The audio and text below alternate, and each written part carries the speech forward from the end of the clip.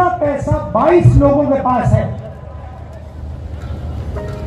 उतना ही पैसा 70 करोड़ हिंदुस्तानियों के पास है। एक तरफ नरेंद्र मोदी के 22 मित्र और दूसरे तरफ 70 करोड़ हिंदुस्तानी, दोनों के पास एक ही जितना धन है। दूसरा आंकड़ा देता हूं, हिंदुस्तान के 1% लोगों के पास, 1% लोगों के पास हिंदुस्तान का 40% धन है। यह हालत है, इसीलिए इतनी बेरोजगारी फैल रही है। उन्होंने नोटबंदी की, आपसे कहा काला धन मिटा दूंगा, और पूरा का पूरा फायदा उन्हीं 22-25 लोगों का हुआ। उसके बाद जीएसटी, गलत जीएसटी लागू की, 5 अलग अलग टैक्स, किसानों पर टैक्स लगा दिया। पता नहीं आपको मालूम या नहीं, जितनी जीएसटी आप देते हो उतनी ही जीएसटी अदानी देता है। आप जानते हो इस बात को? नहीं जानते? आपसे मिला रहे हो। वो आपने जो शर्ट खरीदी वो कितने की खरीदी आपने? 200। अगर अदानी वही शर्ट खरीदता तो जितनी जीएसटी आपने अपने जेब से दी उतनी ही जीएसटी वो देता। आपकी आमदनी हजारों में है, उसकी आमदनी हजारों करोड़ों में है, और जितनी जीएसटी आप देते हो उतनी जीएसटी वो देता है। अब सवाल उठता है, जीएसटी का जो आपका धन है, जो आपके जेब में से निकल रहा है, उसका होगा क्या? कहां जाएगा वो धन? नरेंद्र मोदी जी ने साफ कर दिया कि उनके 10 सालों में वो पूरा का पूरा पैसा 20-25 लोगों के हाथ में उन्होंने दे दिया। उन्होंने अरबपति बनाए हैं, 30-40 उन्होंने अरबपति बनाए हैं। अब मैं आपको बताता हूं कांग्रेस क्या करने जा रही है। उन्होंने 20-25 अरबपति बनाए, हम करोड़ों लाखपति बनाने जा रहे हैं। अब आप कहोगे कैसे? मैं आपको ये बताने आया हूं कि कांग्रेस पार्टी, इंडिया गठबंधन चुनाव के बाद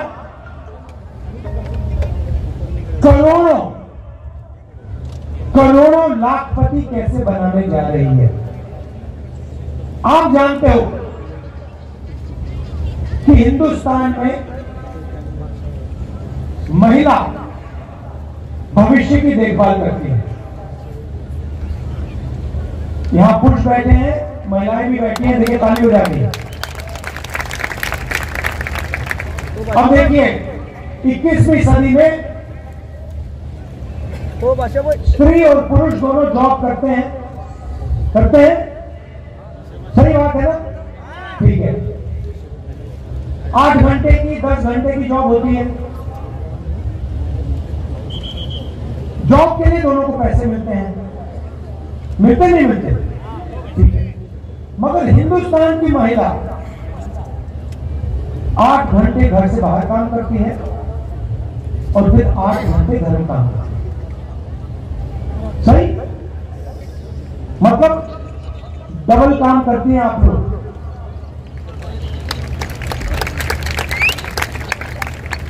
देखो महिलाएं ताली हो जाएंगी, पुरुष ताली हो जा रहे हैं।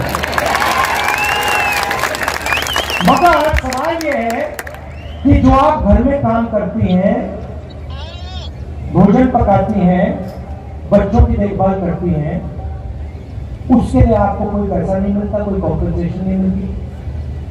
कभी मिली आपको? नहीं मिली ना? वो तो आप काम फ्री में करती हैं। तो इसीलिए कांग्रेस पार्टी महालक्ष्मी योजना ला रही है। अब महालक्ष्मी योजना क्या है, मैं आपको बता देता हूं। हिंदुस्तान के सारे गरीब परिवारों की लिस्ट बनेगी, हर जात के, दलित, ओबीसी, गरीब, जनरल कास्ट लिस्ट बनेगी और उस लिस्ट में से हर परिवार से एक महिला चुनी जाएगी।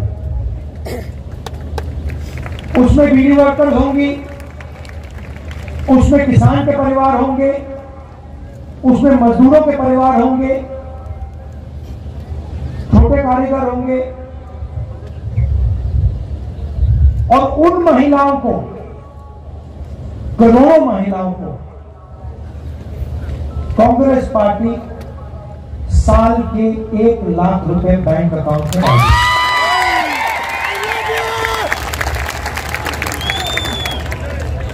साल के 1 लाख रुपए, महीने के 8,500 रुपए, खटाखट खटाखट खटाखट खटाखट खटाखट।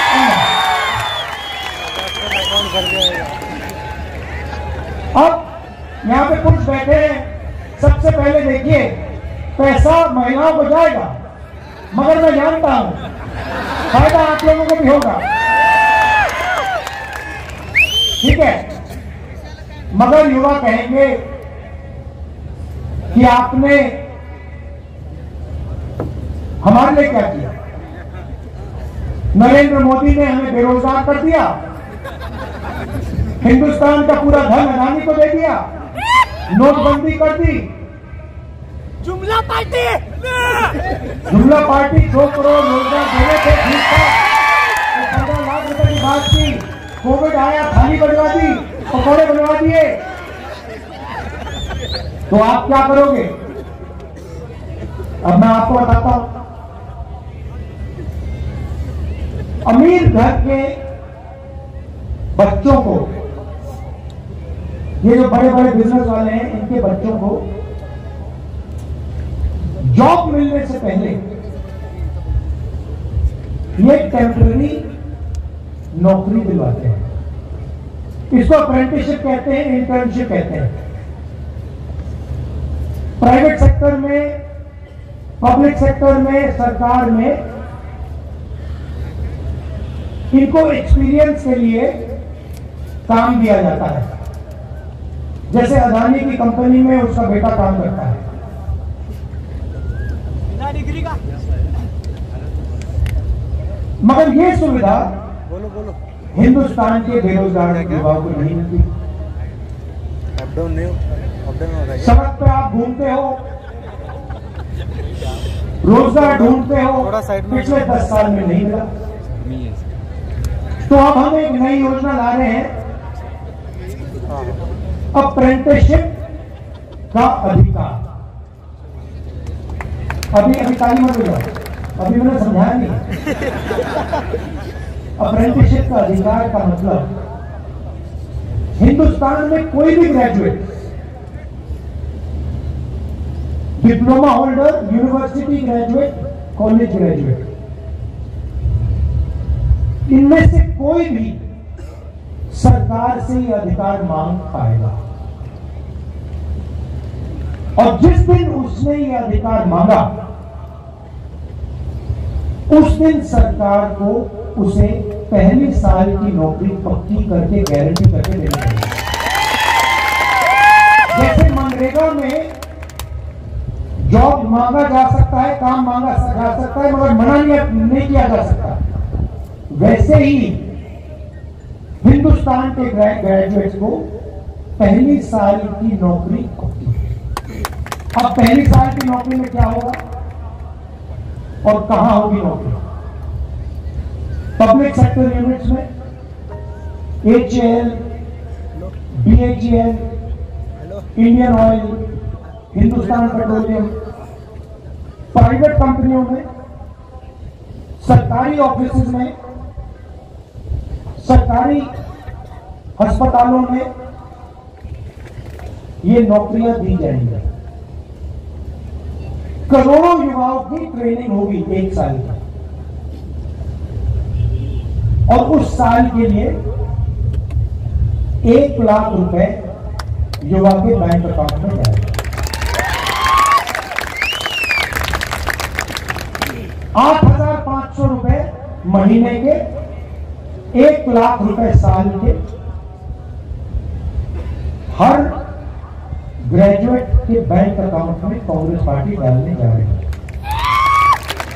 तो इस प्रकार से हम करोड़ों लाखपति बनाने जा रहे हैं।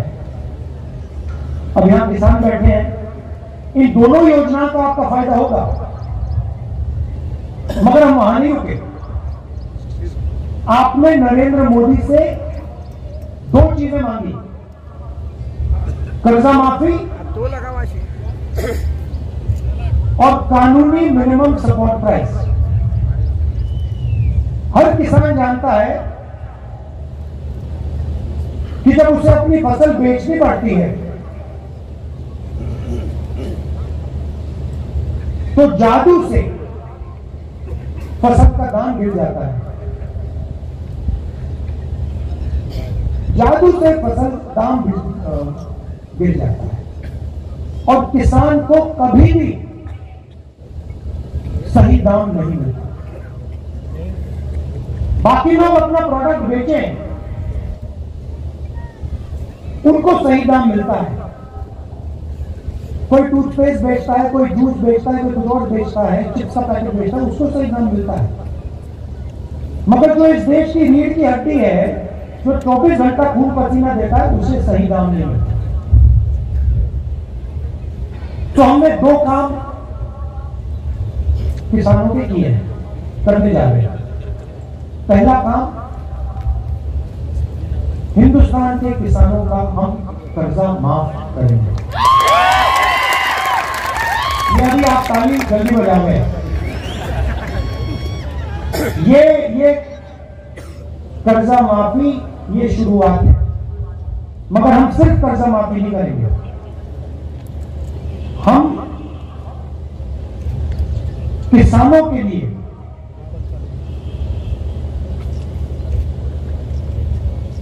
एक कमीशन रखेंगे और इस कमीशन का काम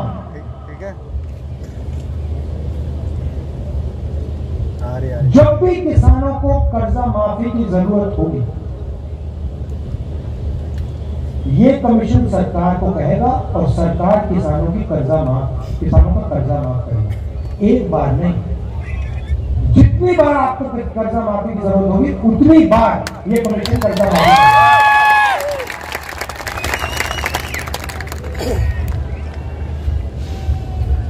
और पहली बार हिंदुस्तान की हिस्ट्री में कांग्रेस पार्टी ने निर्णय लिया है कि कानूनी मिनिमम सपोर्ट प्राइस हिंदुस्तान के किसानों को दी जाएगी। भाइयों और बहनों, न्याय होना चाहिए। नरेंद्र मोदी जी ने हिंदुस्तान को अन्याय का कैपिटल बना दिया है। हर गरीब जानता है कि जितना अन्याय आज हिंदुस्तान में हो रहा है उतना शायद पहले कभी नहीं हुआ, अंग्रेजों के समय भी नहीं हुआ। मैं सिर्फ एक बात कह रहा हूं, अगर अदानी जैसे व्यक्ति का कर्जा माफ हो सकता है और अगर नरेंद्र मोदी अदानी जैसे लोगों का कर्जा माफ करेगा तो कांग्रेस पार्टी किसानों का, मजदूरों का, दलितों का, गरीबों का कर्जा माफ करेगी। अगर नरेंद्र मोदी चाहते हैं कि किसानों का कर्जा माफ ना हो तो फिर अरबपतियों का भी कर्जा माफ नहीं होना चाहिए। जो उनके लिए होता है वो किसान के लिए होना चाहिए, जो उनके बेटे के लिए होता है वो गरीबों के बेटों के लिए होना चाहिए। मैं सिर्फ ये कह रहा हूं। और नरेंद्र मोदी जी का काम आपके ध्यान को इधर उधर करने का है। घबराए हुए हैं, डर गए हैं, क्योंकि जानते हैं कि इलेक्शन हाथ से जा रहा है। और इलेक्टोरल बॉन्ड्स में इतनी चोरी हुई है कि इलेक्शन के बाद उनकी मुश्किल हो जाएगी। तो घबराहट में है, तो एक के बाद एक झूठ बोल रहे हैं। जुमला पार्टी अब की बार तड़ी पार। वो जानते हैं कि हिंदुस्तान की जनता बात समझ गई है। वो जानते हैं कि हिंदुस्तान की जनता इस चुनाव में संविधान की रक्षा करने के लिए खड़ी हो गई है। और वो जानते हैं कि हिंदुस्तान की जनता समझ गई है कि नरेंद्र मोदी जी अरबपतियों के नेता हैं, गरीबों के नहीं। अब आखिरी बात आपको कहना चाहता हूं, ये आपने मीडिया के मित्र देखे, ये देखे आपने, ये देखो काले चश्मे पहने स्माइल कर रहे हैं।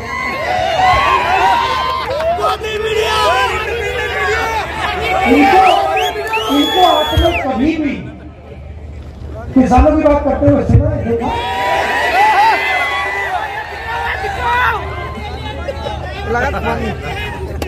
कोई मतलब मजदूर मर जाए, भूखा मर जाए, कभी आपने टीवी पे देखा? कभी आपने इनके एंकरों को बेरोजगारी के बारे में बोलते हुए देखा? महंगाई के बारे में, किसानों के बारे में? ना। खाली हिंदू मुस्लिम ये अच्छा, इनकी गलती नहीं है, बेचारे यहाँ खड़े हैं। इनकी गलती नहीं है क्योंकि इनका कंट्रोलर ऊपर है। ये बेचारे सैलरी लेते हैं, इनको भी मतलब घर चलाना है, तो इनकी गलती नहीं है।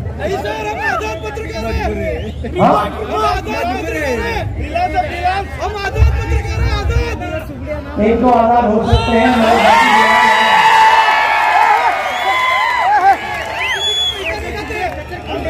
आजकल के हिंदुस्तान में, सोलापुर आजकल के हिंदुस्तान में पता नहीं लगता कौन सा मीडिया वाला आजाद है, कौन सा गुलाम है।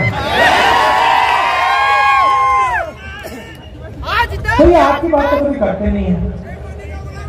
तो मैंने एक बात चेक की, मैंने कहा देखो देखते हैं, तो ये जो मीडिया कंपनीज है ना, इनके मालिकों की मैंने लिस्ट निकाली। मैंने कहा मैं देखता हूं ये है कौन लोग, उनकी लिस्ट निकाली और इनके जो एंकर्स हैं, बड़े बड़े एंकर्स हैं, नाम आप जानते हो, उनकी लिस्ट निकाली। और आप हैरान हो जाओगे, लिस्ट में एक दलित नहीं था, एक आदिवासी नहीं था, एक ओबीसी नहीं था, एक गरीब जनरल कास्ट का नहीं था। ये आपके हैं 90% हिंदुस्तान का तो एक भी आदमी नहीं है।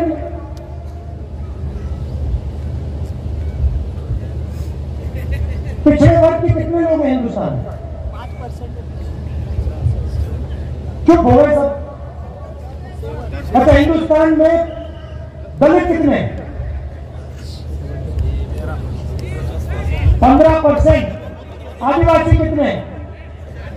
5%। पिछड़े वर्ग के लोग कितने?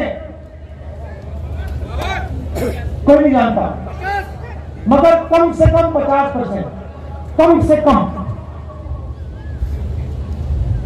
50-15 लाख कितने हुए?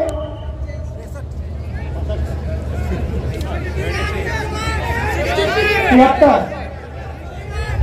उसमें 15% माइनॉरिटी जोड़ दीजिए और 5% गरीब जनरल कास्ट जोड़ दीजिए, कितने हुए? 90 प्लस हो गए। 90 90% आबादी में से एक आदमी नहीं मिलेगा आपको मीडिया में, एक नहीं है, ये आपके हैं ही नहीं।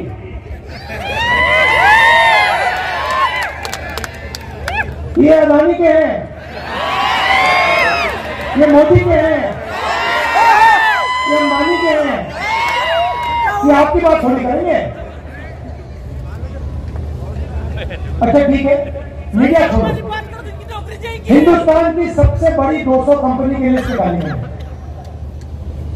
उसमें बता दो, उस लिस्ट में उनकी मालिकों की लिस्ट में मुझे बता दो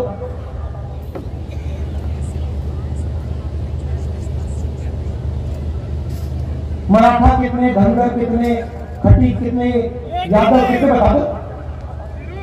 जीरो, जीरो। 50% में से कोई नहीं, 15% में से कोई नहीं, 8% में से कोई नहीं, 90% में से कोई नहीं, सारे के सारे सीनियर मैनेजमेंट में कोई नहीं। अच्छा पता नहीं, शायद हिंदुस्तान के 90% लोग क्या नहीं, हमें मीडिया नहीं चाहिए, हमें हिंदुस्तान का कॉर्पोरेट इंडिया में भी भागीदारी नहीं चाहिए, तो ठीक है, फिर सरकार को देखते हैं। हिंदुस्तान की सरकार को 90 लोग चलाते हैं, IAS अफसर हैं, बजट को वो बांटते हैं, हर रुपया बजट का कहां जाता है वो निर्णय लेते हैं, 90 लोग लेते हैं। ठीक है क्या? महाराष्ट्र में कितना पैसा जाएगा, सड़कों में कितना जाएगा, सेना को कितना मिलेगा, अग्निवीर होगा या नहीं होगा, ये सारे के सारे निर्णय 90 लोग लेते हैं। मुझे बताओ, 90 में से पिछड़े वर्ग के कितने? 3। दलित कितने? 1। आदिवासी कितने? 1। और अगर आप बात समझना चाहते हो तो अगर हिंदुस्तान की सरकार बजट में 100 रुपए खर्च करती है तो ओबीसी, दलित, आदिवासी अफसर 6 रुपए 10 पैसे का निर्णय लेते हैं। आपकी आबादी 90%, आपकी भागीदारी 100 में से 6 रुपए 10 पैसा। और फिर नरेंद्र मोदी 24 घंटे घूमता रहता है, कहता है कि मैं ओबीसी हूं और मेरे जाति जनगणना की जैसे बात छेड़ी, ये इसको दिखाया गया है। जैसे ही मैंने कहा कि देश में जाति जनगणना होना चाहिए, देश का एक्सरे होना चाहिए, दूध का दूध, पानी का पानी होना चाहिए, नरेंद्र मोदी कहते हैं हिंदुस्तान में तो कोई जात है ही नहीं, 2 ही जात है, एक अमीर है और एक गरीब है। अच्छा अगर 2 ही जात है तो भैया आप कहां के ओबीसी बन गए? तो जैसे ही हमारी सरकार बनेगी, जाति जनगणना हम पूरे देश में करवा लेंगे और इकोनॉमिक सर्वे और संस्थाओं का सर्वे, मतलब किसके पास कितना धन है, पिछड़ों के पास कितना धन है, पिछड़ों की क्या भागीदारी है, हर वर्ग की आबादी कितनी है, भागीदारी कितनी है, मीडिया में कितने हैं, कॉर्पोरेट इंडिया में कितने हैं, प्राइवेट अस्पताल के मालिकों में कितने हैं, ये काम हम करेंगे। अब जैसे ही मैंने ये देश के एक्सरे की बात की, वो नरेंद्र मोदी कांपने लग गया। जैसे ही वो उसकी आदत है, जैसे उसको डर लगता है ना, वो झूठ बोलना शुरू कर देता है। जैसे ही उसको डर लगता है, वो कभी पाकिस्तान की बात करेगा, कभी चाइना की बात करेगा। तो एक के बाद एक झूठ बोल रहा जुमला, मगर इस बार नहीं निकल पाएगा। चाय बेचने में चाय बेचने, पता नहीं आपने सुना नहीं सुना, तड़ी पार वो एक योजना लाए इलेक्टोरल बॉन्ड्स वाली, सुनिए आपने? उसमें क्या किया, सबसे पहले कहते हैं कि इलेक्टोरल बॉन्ड से हिंदुस्तान में जो भ्रष्टाचार है वो खत्म होगा। और फिर क्या किया, कहते हैं कि जो भी पैसा देना चाहता है किसी भी राजनीतिक पार्टी को, बिना नाम दिखाए पैसा दे सकता है। सुप्रीम कोर्ट ने कहा भैया ये तो कानूनी नहीं है, इसको रद्द करो। और सुप्रीम कोर्ट ने उनकी स्कीम को रद्द कर दिया। उसके बाद नरेंद्र मोदी और सरकार जिन लोगों ने उनको पैसा दिया उनके नाम नहीं रिलीज करना चाहिए। सुप्रीम कोर्ट ने कहा भैया जिन्होंने आपको पैसा दिया उनके नाम दो और कौन सी तारीख पे पैसा दिया वो बता दो। स्टेट बैंक पर दबाव डाला, वो ये इंफॉर्मेशन रिलीज नहीं कर देते। फिर इंफॉर्मेशन रिलीज होती है, पता लगा हेलो, एक दिन किसी कंपनी पे सीबीआई की रेड होती है, कुछ दिन बाद वही कंपनी बीजेपी को करोड़ों रुपए देती है, सीबीआई की इंक्वायरी खत्म हो जाती है। बड़ा कॉन्ट्रैक्ट दिया जाता है, हजारों करोड़ रुपए का कॉन्ट्रैक्ट दिया जाता है और कॉन्ट्रैक्ट मिलने के 10-15 दिन बाद वो कंपनी बीजेपी को हजारों करोड़ रुपए पकड़ा देता है।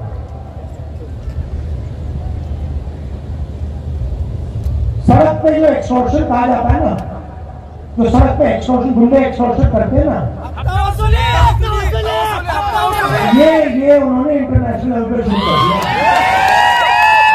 और जनता से कह रहे हैं कि मैं राजनीतिक फंडिंग के सिस्टम को साफ कर रहा हूं। आप कैसे साफ कर रहे हो?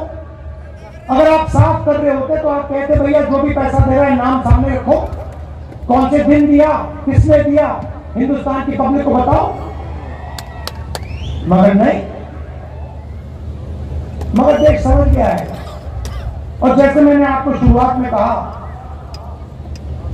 लड़ाई संविधान को बचाने की है। और अगर नरेंद्र मोदी अरबपतियों को पैसा दे सकता है, उनका कर्जा माफ कर सकता है, तो कांग्रेस हिंदुस्तान की महिलाओं को, हिंदुस्तान के युवाओं को, हिंदुस्तान के किसानों को पैसा दे सकती है और देगी। आप सबका बहुत बहुत धन्यवाद। नमस्कार, जय हिंद।